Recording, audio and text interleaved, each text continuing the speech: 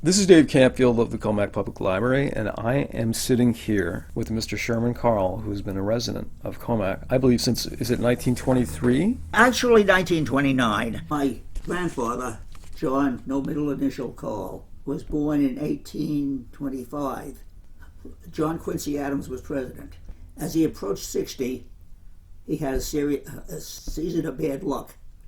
His wife died, and shortly after, 3 of his 4 offspring died of diphtheria. So this left him as a widower. In 1884, when he was married the second time, he was 59, and my grandmother was 22. This is the way things were in the good old days. In any case, she was a very difficult person. You've heard of Marion Carll. Marion was about to be married, and my grandmother broke it up. Marion never recovered, really. Well, you know, we have this book at the library, The History of COMMACK from 1899 to 1999. And in this book, amongst other things, they have a little something on Marion Carll. Miss Marion E. Carll, 1885 to 1968. Okay.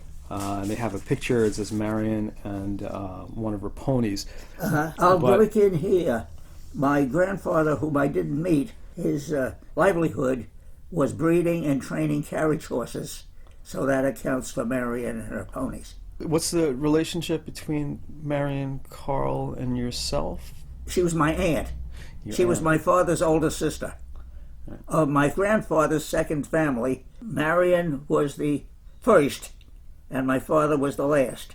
So do you want me to read you, see how they frame it? Marion E. Carll was born in COMMACK on April 13th, 1885, in the farmhouse that bears her name today. She grew up on the farm on COMMACK Road with her 6 brothers and sisters. She attended the Old South School, the one-room schoolhouse which used to stand on the northwest corner of COMMACK Road and Hoppock Road.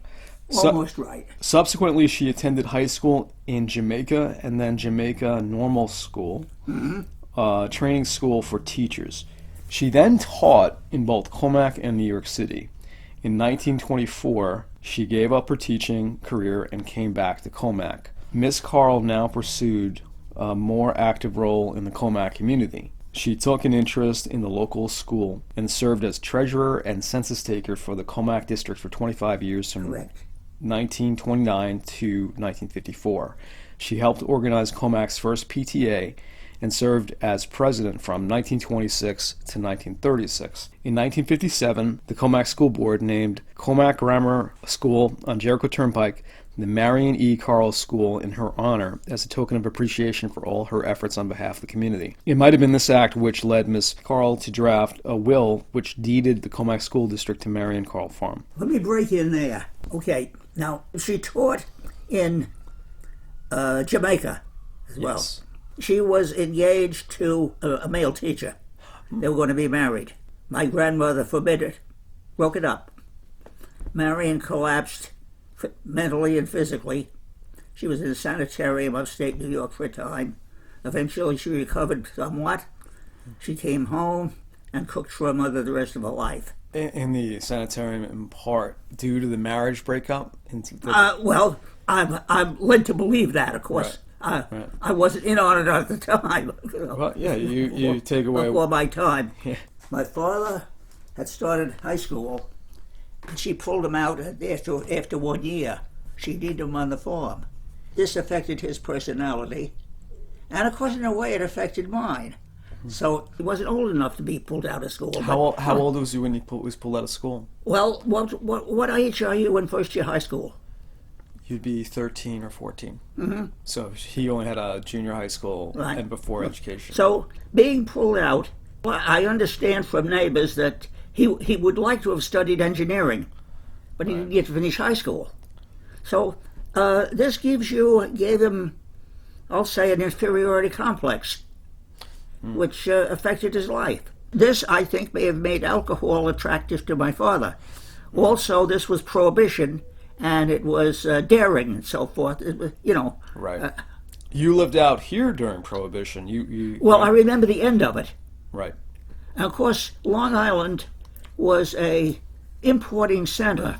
Ships could anchor or cruise, whatever, 12 miles out. Fast boats from Long Island could go out and load up with alcohol. So this was a dandy spot for counteracting prohibition. Right. To finish up the section written on Marion, she always enjoyed having the children of COMMACK visit her farm, where in 1964 she had 6 ponies, 2 fowl, 1 goat, 1 sheep, chicken, ducks, geese, and guinea hens. No doubt she envisioned that one day the boys and girls of COMMACK would be living in a suburban landscape, and they would have no knowledge of farming and the animals one might find here. Marion invited the first and second graders to come. A newborn calf is a very attractive little animal, and they love. It's a petting zoo. They love petting it, but they're really not interested in the farm. They're interested in playing with the attractive little animal. Yeah. In the 1950s, early 1950s, the population of Brooklyn expanded. We were changed in a 4-year period from family farms to a bedroom community. The farmers either migrated somewhere else or retired. There's a sign out there, the Sherman Carll Farm. Mm-hmm. But what we should say is a collection of farm buildings. When I was in grade school, for instance, or high school, it was a 30-cow dairy operation. In order to support the 30 cows, you needed 30 acres of corn to fill the silos. You needed 30 acres of hay to fill the hay mow, and 30 acres of pasture for the summer months. So that's what it took to be a farm. These people from Brooklyn do not understand a farm. And of course the influx people were many times more numerous, and they took over. So this farm business became a fad. And as I say, Marion had a sad, drab life. All of a sudden she was the center of activity. She was a heroine for the school district. Marion's sister, Edith, had married a gentleman in East Northport, a Hiram Ketchum, and they produced quite a number of children. In any case, Marion called my cousin, Alberta, the oldest of Edith's family, and said, if you come and live with me and take care of me, I will you the property. So Alberta took care of her aunt 10 years, 24/7, making it possible to live there. The agreement was that she got the property, but the school board people disarmed her with gross flattery, and when the will was read, Alberta got a right to live there as long as she did, and the property went to the school district. Since Marion has been promoted to sainthood, there's no way for me to change it, leave it alone. She's a victim, not a... So you're growing up, you're out here, you have your friends, you have a group of probably 6 friends. What did you do for recreation? Sports, music you listen to, the movies? Someone's asking about... Well, the movies were important in that period, and the movies were good in that period. My maternal grandfather, Charlie Bennett, took me to... I got Saturday afternoon off, so to speak, from the milking. We went to the movies. Radio was the big thing. I wasn't allowed to stay up as long as I'd like on that. Every hamlet, every little town had a baseball team. I wasn't proficient enough to play on it, but they were sorted out according to the size of the town. The COMMACK team played Melville and St. James. They couldn't play Northport. Northport and East Northport were merged. Northport and Huntington had more players, higher skilled. Do you remember the name of the teams? The Northport was called the Invaders. My maternal grandfather, Charlie Bennett, was a Giants fan. He occasionally went to the Giants game at the Polo Grounds. And do you remember, you said the movie theater that you went to was in Huntington, right? The one we went to on Saturday afternoon was in Huntington. There were two motion picture chains. Prudential had most of the Bayshore, Northport, Smithtown, Patchogue. 2 theaters in Huntington, one on New York Avenue downtown, and one in Huntington Station, was Century Circuit, which had to do with Brooklyn. The last place that things ran, and the cheapest, was in Huntington Station. So we went to that, and Saturday afternoon there was 2 features, some shorts, and the newsreel.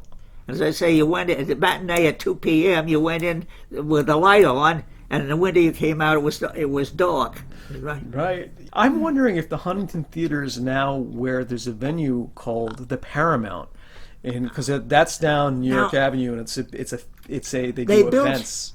They built a newer theater after World War II. The big theater, somewhat north of Main Street on New York Avenue, was the bigger one. Now, what the Paramount is, I don't know. It's down New York Avenue, and it resembles a gigantic movie house. It does. Okay. So that may be it. Evolved into it. Do you remember your first movie? The first, I remember twice the movies being silent. Oh, so that's definitely second run. You know, the last silent movie was about 1930, which I guess is possible. Yeah, you know, like because they had sound and silent film simultaneously. So I guess at one point, I didn't know that there was any simultaneous. Yes, City Lights was 1931. In any case, I remember my mother's friend Mrs. Crow taking us to the theater in Huntington, and the motion picture had to do with aviation. Hell's Angels. Oh, Howard Hawks. It was they had an organ. Somebody played the organ. The better theater in Huntington had an organ. The smaller theater in Northport, somebody played the piano. Oh, that's interesting. I remember seeing a silent Laurel and Hardy film in the theater in Northport, and seeing this Hell's Angels in Huntington. That's the 2 silent films I remember. When they built the newer theater at Bay Shore, that was much nicer. Everybody wanted to go there. Well, the Northport Theater, I remember from my childhood, it became a discount theater. So was that the same theater? I got mixed up on the time here. The Northport Theater burned at one point. There was a car dealer next door, and a fire got going in the car dealers, which burned the Northport Theater. So the movies are very important at that time, and the high school had a nice auditorium. So they moved better equipment into the projection room in the high school auditorium, and the movies were run there for a time until the theater which now exists was built. And that's the Northport Theater, which became the Engelman Theater. That's right. Right. And I also noticed for a while in my childhood, I noticed that there was trolley tracks. There was no trolley, but trolley tracks. Okay. At one point, the railroad terminated in Northport, but down near where 25A is now. And then they decided to build it further east. The new station was south of Northport, but they didn't have the nerve to call it South Northport. Right. So they called it East Northport. And the freight and so forth was still sometimes delivered downtown, called Old Northport. In any case, the Northport population is now somewhat separated from the station. So I don't know when they built it, but they built a trolley line to run from East Northport downtown to Northport. I believe they left the tracks in the road as a... I remember seeing that. They're happy about that. Yeah. In any case, I told you my father was removed from school after about 1 year of high school. COMMACK paid tuition, but how you got there was on your own. And my father's older sister was living in East North, by now married to Hiram Ketchum, and living in East Northport. So he boarded with her for a time and took the trolley to high school in downtown Northport. My mother also was a passenger on the trolley, and I understand that's where they met. Oh, really? So the primary stops, schools, the train station in Northport. The trolley met every train. Did you yourself ride that trolley? No, that was No. gone before my time. This is off the subject. The three lines of the Long Island Railroad are more or less parallel east and west. If someone from Patchogue wants to go to Huntington, they had a cross north-south trolley between Haleside, Huntington Station, and terminating in Amityville. So this was run by the railroad, and it provided a connection between the three parallel east-west lines. While we're in that time period, I hadn't asked you if you had any siblings. Unfortunately, 2 years younger than I, my mother had a girl, Dorothy. She lived 10 days short of a spinal meningitis. Yeah, so it was just you then growing up here? Right, You were the only right. child. Did you feel like kind of an added responsibility being the only child? Did you think that they maybe expected more of you because you're the only child? I think there are advantages and disadvantages. Yeah, Probably the disadvantages outweigh the advantages. yeah. The lack of competition, so to speak, you know. I was being asked what music you listened to at the time. Well, of course, I listened to popular music, Swing and Sway with Sammy Kaye, a cousin, my father's first cousin, Ed Wicks in Huntington, who... For whom Wicks Road is named, I'm assuming.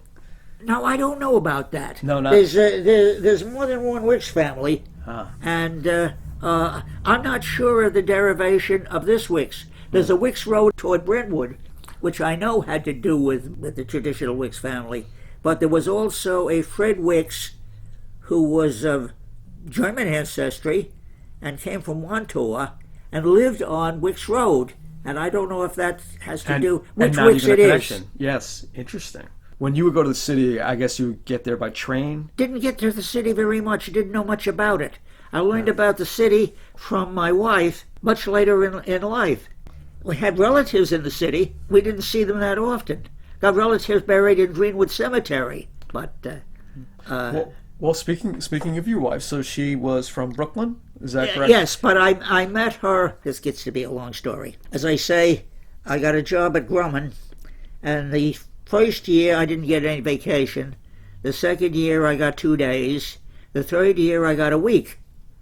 And I heard the rumors about these resorts in the Berkshires, and that the clientele tends to be about 3 females to 1 male. I got a reservation to stay a week. Now here I'm going to might get into trouble. In 1950, the Roman Catholic Church was very powerful.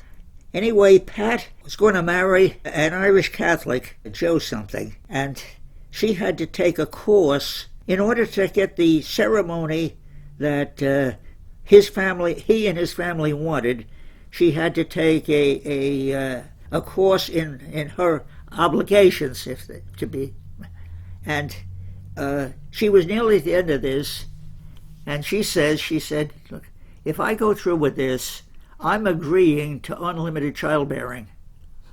So she had an argument with Joe, and she gave him his ring back, and she went to this resort in the Berkshires. Many of the students at the Central Islip School of Nursing, they came from St. Vincent's in downtown Manhattan or from St. Mary's in Brooklyn. I figured, let's play this. How do they do this? Well, they have a sign up for Sunday morning services. Now, I wasn't especially religious, but I signed up for Protestant service at 10:30 and put in parentheses, have car can accommodate 4. So I showed up at the desk at 10:30, and the young lady says, this is your passenger. This is Pat Gebhard. There was only one, but she was a knockout. This was your wife-to-be? Mm-hmm. And you remember your first date? Well, we went to church together, and I remember she holding the hymn book. She had such beautiful hands. We had lunch together. We spent the afternoon together. We had the evening meal together. We spent the evening together. And at maybe by 11, I was lucky enough to kiss her. And so you're feeling this connection right off the bat. And you were saying that you weren't really much of a dater at that point. Right. Yeah. So Oh well, I was a series of unsuccessful dates. I've been rejected a number of times. but there was something right about this, and I think when it's right, then you She know was it. too good to be true. Yeah. Didn't she give you some interesting, not ultimatum? Before Thanksgiving, I had asked her to marry me, and she said 2 kids and no cats. I was curious, what could she have against cats? She made spending money. Her family wasn't destitute, but they certainly weren't rich. Right. So she, on her Saturdays and weekends and so forth, she cleaned other people's houses. And she said she hated cleaning a house where there were cats. I was being asked what your favorite thing about COMMACK is. I suppose was the sense of belonging. You knew everybody, everybody knew you. It was reinforcing and friendly. And and this refers to any point in COMMACK history, but what's your least favorite thing about COMMACK? The superior attitude of the people who moved in. Do you have any secrets for a long life? Avoid tobacco at all costs and keep alcohol to an absolute minimum. I'm with you on that. This is a very interesting question that one of the librarians was asking me. And, I don't know if it conjures any mixed feelings or how you feel about it. Can you tell us what you remember when you gave up part of your land for the COMMACK Library? Do you feel it was fair? What was your family's reactions? Have your feelings changed since then?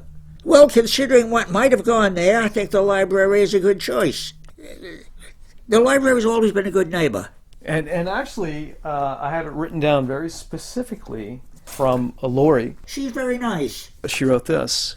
Lori remembers during a power failure at the library, and she was doing fire watch with Demian, that you brought over an extension cord with a light bulb to help. Do you remember that? Yeah. The library has its own transformer. Yeah. So the higher voltage from the overhead line goes underground to the transformer. And there are high voltage fuses in the 3 phases. And if one of those fuses goes out, it makes it sound like a 12-gauge shotgun. Really? They got a way of replacing the fuse without touching it. They can do this with sticks that have grips on them, and the fuse unlatches. They can pull it out. They can push another one in and close this thing. So the high voltage is, you got to know what they're doing, and they do. And one phase had shorted out, and that put the library in the dark. And of course, it was no problem to run a little line over here. I figured they could have a light and a radio. The employees of the library have always been friendly and good-natured. Over the years, I've known the janitors better than anyone else, yeah. And they've all been been nice guys. Here's a funny question. Have you seen our cat, Mac? We haven't seen him for a bit. There's a cat around here. This cat with rather sturdy, husky cat with white on it walks around here. People have asked me, was that my cat? And I said, no, it's not. They named him Mac, so because he would come over, and it was about a good 10 years plus. Now, you came here in 1929, you lived in this house, you went away for a few years. You came back. Did you live in this house through your marriage? Has this been your home base? Did you inherit this house from your parents? No, we lived in a smaller house on the property for our first 10 years, and we were renting this one out. And we decided that tenants could do the little house we were in less damage than this one. So we moved from one to the other. This had been rented, made the other one available for rent, and moved in here. And that other house that you lived in was torn down or leveled? Yes, right. Became part of that other property. I gave the property to Nature Conservancy. And in order for Gerwin to buy it from the Nature Conservancy, they wanted the buildings no buildings on it. Something, for some legal reason, they wanted to purchase the building property free of buildings. But this time I don't own the property. I'm trustee. It belongs to Nature Conservancy. I agreed to let them demolish the houses. So I've been speaking with Sherman Carll about the history of COMMACK, and I find it utterly fascinating. You have knowledge that many people don't know. So Well, it's just that it isn't anything exceptional. It's just that I've lived through this period and I've kept my eyes and ears open. That's all. thank you so much for taking part of this, and I hope to continue this with you again one day.